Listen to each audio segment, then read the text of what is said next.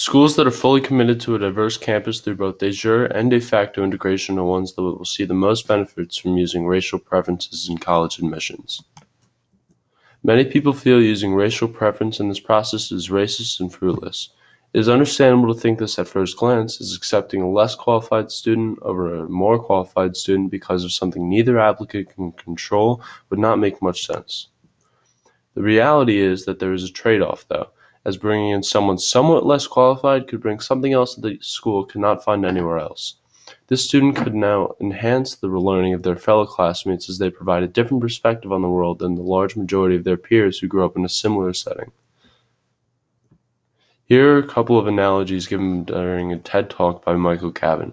He's the Associate Professor of Human Dimensions of Natural Resources at Colorado State University. He's done in-depth research on not only diversity in a social setting, but in biology as well.